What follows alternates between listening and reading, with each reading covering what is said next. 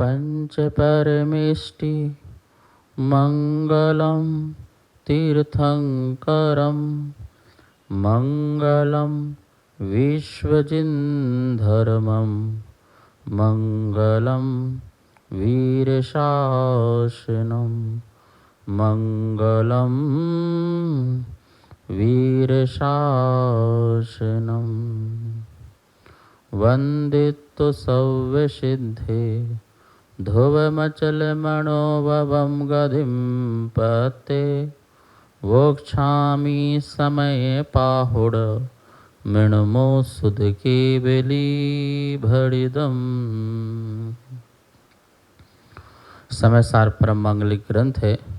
आचार्य कुंद देव द्वारा ईसा पूर्व प्रथम शताब्दी में यह लिखा गया है। इसमें 415 कुल गाथाएं हैं। भाषा इसकी जो है प्राकृत है, शैली बड़ी आध्यात्मिक है। भगवान महावीर स्वामी की वाणी को आचार्य कुंद देव ने आध्यात्मिक रूप से प्रस्तुत की है।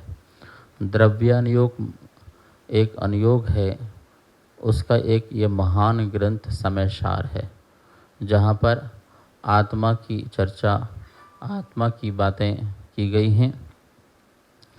हमने 44 नंबर की गाथा पढ़ ली थी। आज हम 45 नंबर की गाथा जो है इसको पढ़ेंगे, इसका अध्ययन करेंगे। एक बार उच्चारण हम करेंगे, दोबारा सभी आप लोग। अट्ठविहम पी या कम्मम सव्वम पुग्गलमयम जिणा बेन्ति जस्य फलम तम वुच्चति दुःखम ति विपच्च मानस्य। अट्ठविहं पियकम्मं सव्वं पुग्गलमयं जिणा बेन्ति जस्य फलं तं वुच्चति दुःखं ति विपच्च मानस्य। रे कर्म अष्ट प्रकार का जिन्हें सर्व पुद्गल मैं कहे परिपाक में जिस कर्म का फल दुख नाम प्रसिद्ध है। एक एक शब्द कर देखेंगे। अट्ठविहम पिया, आठों प्रकार का, कम्मम कर्म, सब्बम सब, पुग्गलमयम पुद्गलमय है ऐसा, जिणा जिनेन्द्र भगवान सर्वज्ञ देव बेनती कहते हैं। जस्य विपच्च मानस से, जो पक्व होकर उदय में आने वाले कर्म का फलम फल, तम प्रसिद्ध, दुखम दुख है, तिवुच्चति ऐसे कहा गया है। देखिए, कर्म 8 प्रकार के होते हैं। ज्ञानावर्णी, दर्शनावर्णी, वेदनी, मोहिनी, आयु, नाम, गोत और अंतराय। ये 8 प्रकार के कर्म जो हैं हमने इन्हें शास्त्रों में पढ़ा है। और ये 8 प्रकार के जो कर्म हैं, हमारे कुछ आत्मा के अनुजीवी गुण और कुछ परजीवी गुण होते हैं। उन गुणों को जो है घात करते हैं, जो हमारे ज्ञान को, हमारे दर्शन को, हमारे सुख को, हमारी शक्ति को प्रकट नहीं होने देते हैं। ऐसे घातिया कर्म होते हैं जो हमारे शक्ति का घात करते हैं, हमारे सुख का घात करते हैं, हमारे ज्ञान का, हमारे दृष्टापन का घात करते हैं। वो घातिया कर्म होते हैं। अघातिया कर्म, जो अन्न में भी वो गुण पाए जाते हैं, जैसे सूक्ष्मत्व, अवगाहनत्व, अगुलगत्व, ये अन्न में भी पाए जाते हैं। ऐसे गुण हमारे में भी हैं, उनको भी वो प्रकट नहीं होने देता है। वो अघातिया कर्म कहलाता है। ये 8 की 8 कर्म प्रसिद्ध रूप से दुख रूप ही है, ऐसा कहा गया है। फिर हम इन 8 कर्मों को अपना कर्म कैसे कह सकते हैं? पाप कर्म हो और चाहे पुण्य कर्म हो, 8 कर्मों को 2 कर्मों में विभाग करते हैं। या तो पाप कर्म होंगे या पुण्य कर्म होंगे। 2 ही प्रकार के कर्म होते हैं, पाप प्रकृतियाँ या पुण्य प्रकृतियाँ। पाप प्रकृतियाँ पाप का फल देती हैं, पुण्य की प्रकृतियाँ पुण्य का फल देती हैं। जीव अपने शुभ अशुभ भावों के कारण ऐसे कर्मों को बांधता रहता है।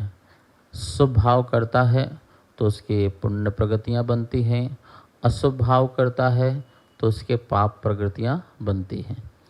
और ये कर्म प्रगतियाँ चूँकि पुद्गलमय हैं, तो पुद्गलमय हैं, वो मेरे कर्म कैसे हो सकते हैं, वो मेरे कैसे हो सकते हैं? पुद्गल की चीज़ तो पुद्गल की ही कहलाएगी, हमारी तो नहीं हो सकती है, हम तो चेतन हैं। तो फिर हम कर्म हैं ऐसा कैसे कह सकते हो? ये मेरे कर्म हैं ऐसा भी कैसे कह सकते हो? हम लोग कहते हैं ना, बोलने में आता है, भैया तो मेरे कर्म हैं, भोगने पड़ेंगे, मेरे ही कर्म हैं, मुझे भोगना पड़ेगा। ठीक है, व्यवहार भाषा में बोलना अच्छा लगता है कि हमने जो किया उसे हम भोग रहे हैं, लेकिन वास्तविकता मेरे कर्म कैसे हो सकते हैं? मैं चेतन, कर्म अचेतन, और अचेतन वस्तु मेरी चेतन की कैसे हो सकती है? कभी कदापि नहीं हो सकती है। तो ये पुद्गलमय है। ऐसा किसने कहा? जिणा बेनती, जिणा जिनेन्द्र भगवान ने कहा। ऐसा जिनेन्द्र भगवान ने बताया है कि ये 8 प्रकार के जो कर्म हैं वो पुद्गलमय, पुद्गल मतलब जड़मय, जड़, ज्ञान शून्य है, वो दर्शन शून्य है, वो सुख शून्य है, ऐसे जड़ हैं। जड़ में कोई ज्ञान थोड़ी होता है। ज्ञान तो आत्मा में होता है, चेतन में होता है, कभी भी जड़ में नहीं होता। जो हम शब्द बोल रहे हैं और आपको शब्द कान में टकरा रहे हैं, उन शब्द में चेतना थोड़ी है, शब्द में चेतना नहीं है। जो तुम सुन रहे हो वो चेतना है, जो तुम सुन रहे हो वो चेतना है, जो समझ रहा है वो चेतना है, जो सुख का अनुभव कर रहा है वो चेतना है, जो दुख का अनुभव कर रहा है वो चेतना है। ठीक है ना? वैसे तो हमने पीछे पढ़ के आ चुके हैं कि जो सुख दुख का वेदन करता वो भी आत्मा नहीं है। आत्मा तो वह है जो समभाव का वेदन करे, वीतराग भाव का वेदन करे, वो आत्मा है। सच्चा आत्मा का स्वरूप तो यही है ना। सुख दुख का तो संसारी आत्मा का स्वरूप है। जिस प्रकार से अपने को सुखी, अपने को दुखी ऐसा मानते हैं, तेरी मान्यता मिथ्या है तो आत्मा थोड़ी मिथ्या है, ऐसा लगाना। तो आज भगवान कहते हैं कि पक्व विपच्छ मानस, जब ये पक होते हैं, पक जाते हैं, तो फिर उदय में आते हैं। सीधी सी बात है। हम बीज खेत में डालते हैं, मिट्टी में डालते हैं, फिर उसको खाद देते हैं, पानी देते हैं, हवा लगती है, धूप लगती है, बरसात लगती है, सब कुछ लगती है, और कुछ समय बाद वो अंकुरित होता है। अंकुरित होने के बाद पल्लवित होता है, पल्लवित होने के बाद फिर वो पुष्पित होता है, और पुष्पित होने के बाद वो फलित होता है, वो फल देता है, पुष्प से फल आता है। ये उसका क्रम है, अंकुरित होना, पल्लवित होना, पुष्पित होना और फलित होना। ठीक है ना? यदि आपने बीज डाला है तो फल मिलेगा। क्या मिलेगा? फल मिलेगा। बीज डालो और फल न मिले, ऐसे हो नहीं सकता, कि बीज का फल तो होना ही होना है। आप स्कूल में जाकर के परीक्षा दी तो परीक्षा का फल तो आना ही आना है, चाहे पास आएगा चाहे फेल आएगा, परिणाम तो आना ही आना है। परीक्षा का परिणाम मिलेगा ही मिलेगा, बीज का परिणाम मिलेगा ही मिलेगा, कर्म का रिजल्ट आएगा ही आएगा। कर्म करो और रिजल्ट ना आए, अच्छा बताओ, वो कर्म क्या जो अपना रिजल्ट ना दे? वो परीक्षा क्या जो अपना रिजल्ट ना दे? वो बीज क्या जो अपना रिजल्ट न दे? बीज हो और हमने बोया है तो अपना रिजल्ट बताओ, तुम अच्छे हो या खराब हो? तुम अच्छे नहीं हो मतलब तुम्हारी फसल अच्छी नहीं आ रही, तुम अच्छे हो तो फसल अच्छी आ रही है, और बुरे हो तो फसल नहीं आ रही है। तो अच्छे बुरे की पहचान तुम कराओ। ऐसे ही बीज की तरह है, जैसे बीज को अपन ने बोया तो अपना फल देंगे। बोलते हैं ना, जो बोओगे वो पाओगे, जो बोया है पाओगे। बबूल बोओगे, बबूल पाओगे।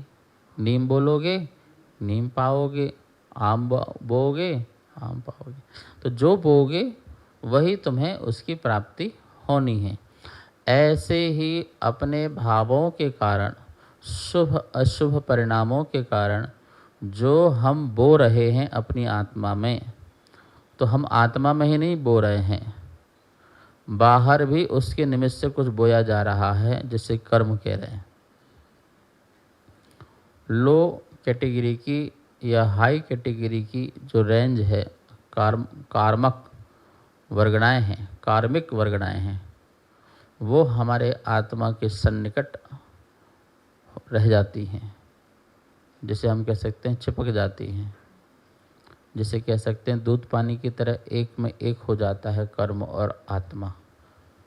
फिर भी दूध दूध रहता है, पानी पानी रहता है, कर्म कर्म रहते हैं और आत्मा आत्मा रहती है। दोनों एक कभी हो नहीं सकते हैं, लेकिन फिर भी व्यवहार में एक बोलते हैं कि कर्म आत्मा एक हो गई। पक्व विपच्छ मानस से, पक्व होकर उदय में आने वाले। तो जब वो पकेंगे तो पक में आएंगे तो उदय भी होगा। जब कोई बीज पकेगा तो उसमें फल पकेंगे, फिर वो जब पक जाएंगे तो खाने योग्य होंगे। कच्चे आम जब पक जाएगा तो वो और अच्छा खाने योग्य होगा। ठीक है ना। अब आपको कच्चा खाना है कि पक्का खाना है, ये देख लो। ठीक है। कर्म को पका पका के खाते हैं अपन। कर्म को भी क्या करते हैं, आज अपन ने कर्म बोया और आज ही थोड़ी फल मिल जाता है। मिलेगा आराम से, उसकी आबादा काल पड़ेगी।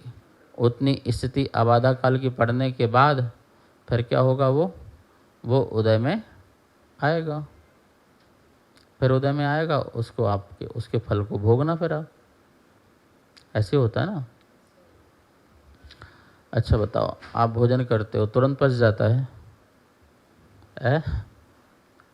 भोजन भी पहले पचता है, ठीक है ना, धीरे धीरे पचता है, आराम आराम से पचता है, फिर वो अपना फल देता है।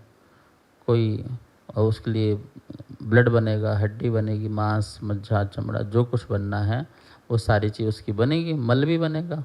तो ये भोजन भी आराम आराम से पचता है और पच करके फिर उदय में आकर के अपना फल देता है। कोई भोजन हमें नुकसान करता है तो बीमार करता है, कोई भोजन हमें स्वास्थ्य लाभ देता है। एक भोजन किया आपने, एक कोई आइटम खाया, वो उसने कोई चीज़ अच्छी भी की और कोई चीज़ खराब भी करी। होता नहीं होता है? एक ही भोजन कितनी सारी चीज़ें बन रहा है, प्रोटीन्स भी निकल रहा है, विटामिन्स भी निकल रहे हैं, हड्डी भी बन रहा है, खून भी बन रहा है, मांस मज्जा मल मूत्र सब कुछ बन रहा है। बताइए क्या पाचन हो रहा है।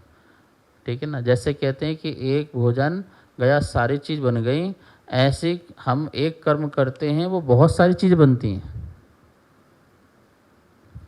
एक कर्म का सभी कर्मों में अंश जाता है, आयु कर्म को छोड़ दो, से 7 कर्मों में थोड़ा थोड़ा थोड़ा थोड़ा अंश उसका जाता है।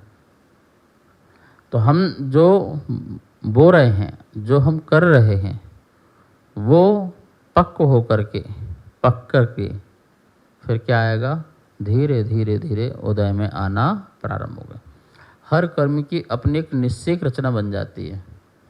जैसे हमने कोई कर्म किया और उसकी एक निश्चित उदय में आने की एक नाली बन जाती है।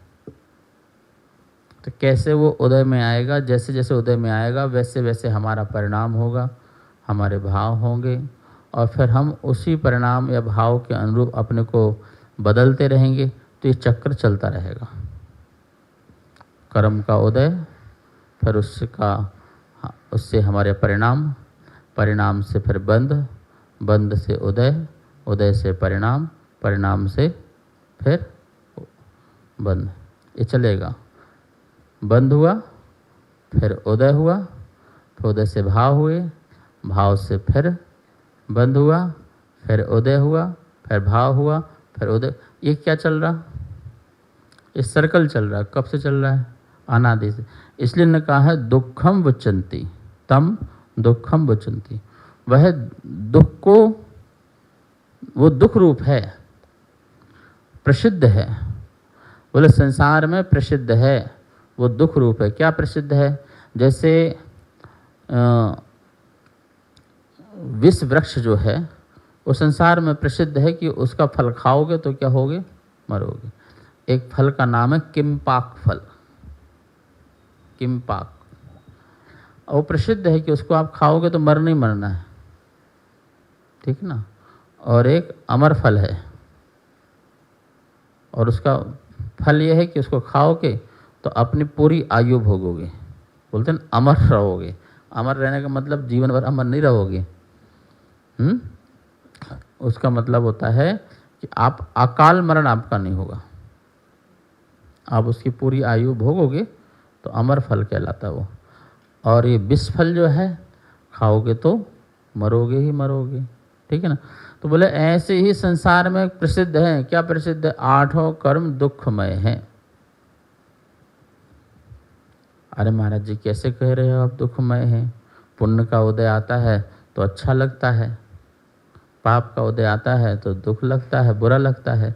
तो पुण्य का उदय जब आ रहा है तो पुण्य कर्म तो अच्छे हैं ना, उसका फल तो अच्छा है ना भाई। पुण्य कर्म का फल अच्छा होता तो महापुरुषों के पास पुण्य की कमी थी क्या? पुण्य के फलों की कमी थी क्या? फिर वो क्यों छोड़े? अपना महल छोड़ा, परिवार छोड़ा, धन वैभव संपदा सब छोड़ी। क्यों छोड़ी? फिर क्या जरूरत थी? दुख है, दुख है। अच्छा बताओ, आपको आम अच्छा लगता है? हाँ अच्छा लगता है। सुख देता है? हाँ सुख देता है। तो सुबह शाम तक खाओ ना, क्या दिक्कत है? अच्छा भी है, मीठा भी है, लगता भी अच्छा है और सुख देता है। तो जो सुख दे फिर तो उसे दिन भर भोगो। जितनी बार खाओगे उतनी बार तुम्हें सुख देगा। देगा नहीं देगा? क्यों? 2-4 खाए आम, उसके बाद फिर खाओ, फिर खाओ। तो जितनी बार खाएं उतनी बार सुख देना चाहिए, कंटिन्यू। नहीं महाराज हम नहीं खा सकते हैं। भैया तुम पुण्य भी ज़्यादा नहीं भोग सकते हो। आपने मकान बनाया, ठीक है, पहला दिन अच्छा लगा, दूसरे दिन अच्छा लगा, अब रूटीन में आ गया। अब कैसा लग रहा? हाँ ठीक है, बढ़िया, ठीक है। अभी कमी तो बहुत है अभी क्या लग रहा है? कमी तो बहुत है। अब उस पुण्य में भी कमी लग रही है। पुण्य के उदय से पुण्य भोग रहे थे, पर वो पुण्य भी भोग अच्छा नहीं लग रहा। बोले नहीं, इससे भी द बेस्ट होना चाहिए, इससे भी बहुत अच्छा होना चाहिए, इससे भी बहुत बढ़िया होता तो ठीक रहता। वो भी तुम्हें कमी लग रही है, आकुलता का कारण है। जो मिलता है उसमें सुख नहीं मिलता है, जो नहीं मिला है उसकी आकुलता और बनी रहती है। तो बताओ उसको पाकर भी आकुलित रहे कि नहीं रहे? जिसको नहीं मिला है कुछ भी वो भी आकुल है, और जिसको मिल गया वो भी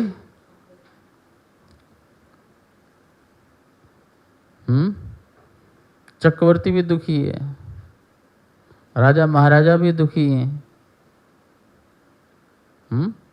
अंबानी अडानी भी दुखी हैं। क्यों दुखी हैं?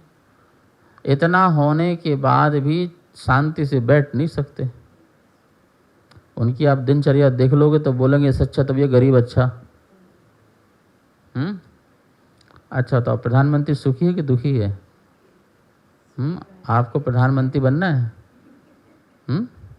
सुखी होना है? सुखी नहीं है। सुबह से उठता है शाम तक सारे टाइम फिक्स है, इतनी मीटिंग्स होती हैं, इतने लोगों के मिलना जुलना होता है, सारे देश विदेश सब कुछ, सारी पार्टी सब कुछ, कितनी बातें हैं, कितना प्रेशर होता होगा। आप सोचो, बताओ ऐसे पद से सुख मिला कि दुख मिला? तो पुण्य ने सुख दिया कि दुख दिया? अरे राजा बना के सुखी करेंगे दुखी करेंगे?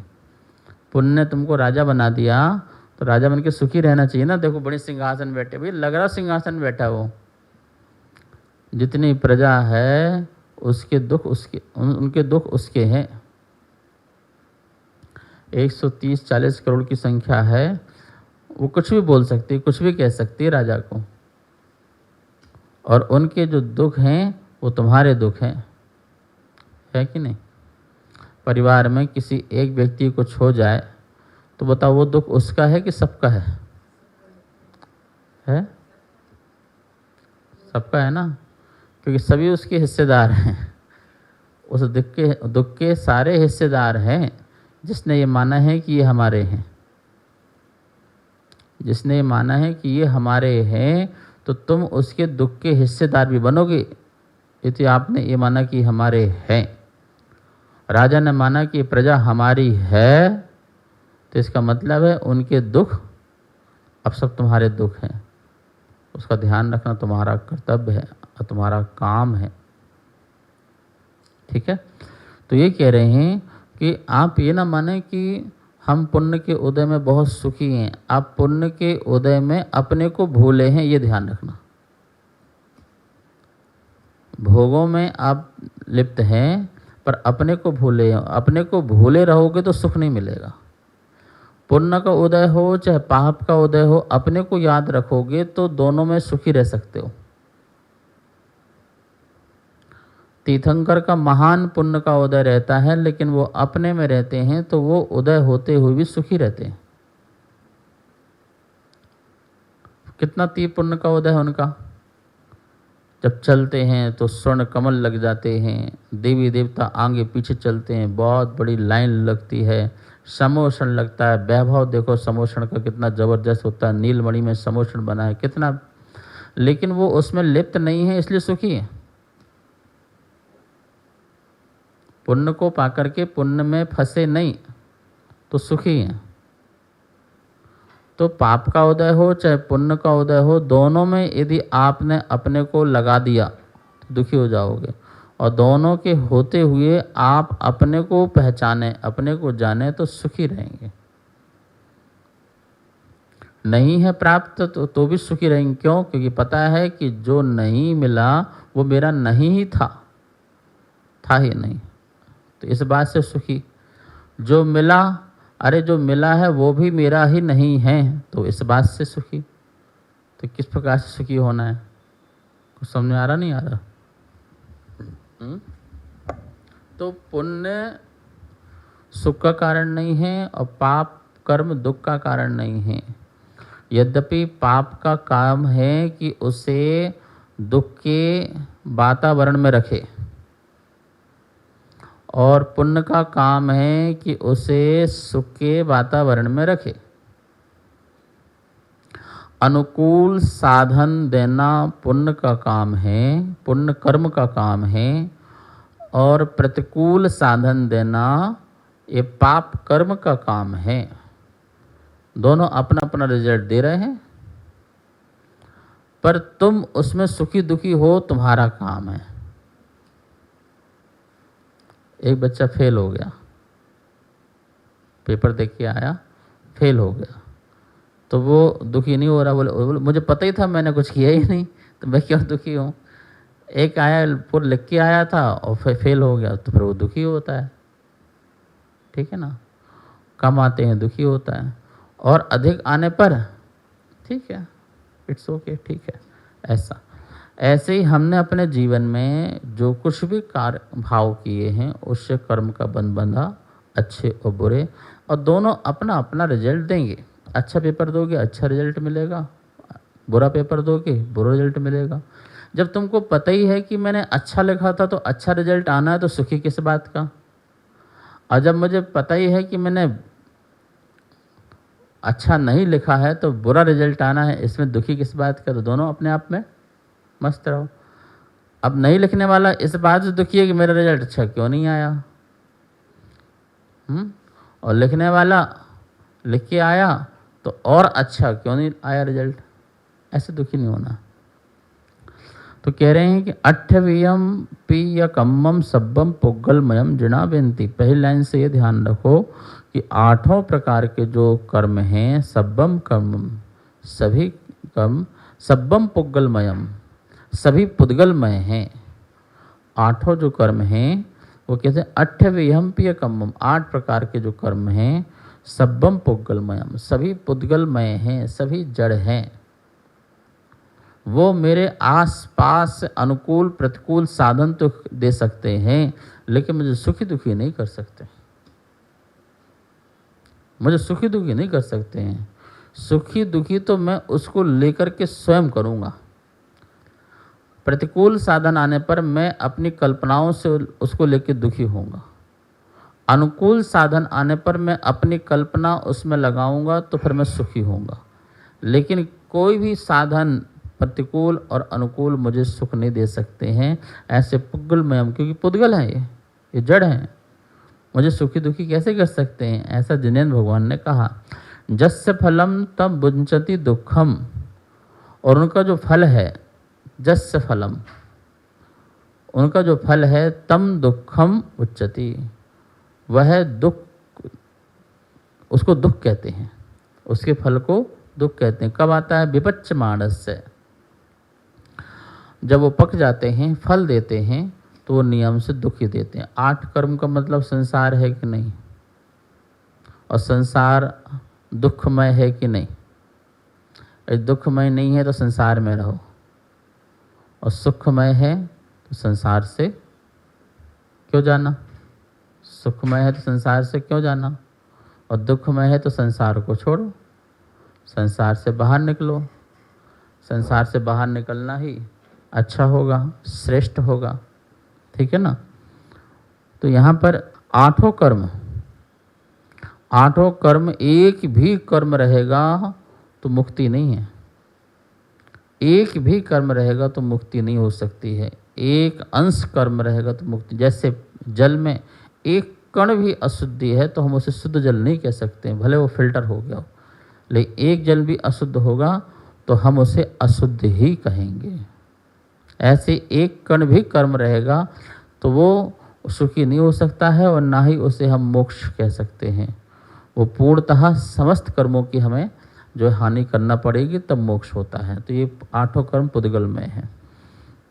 कार्यक्रम पाठशाला के पुण्यार्जक थे श्री दिगंबर जैन मंदिर, लोधी कॉलोनी, दिल्ली।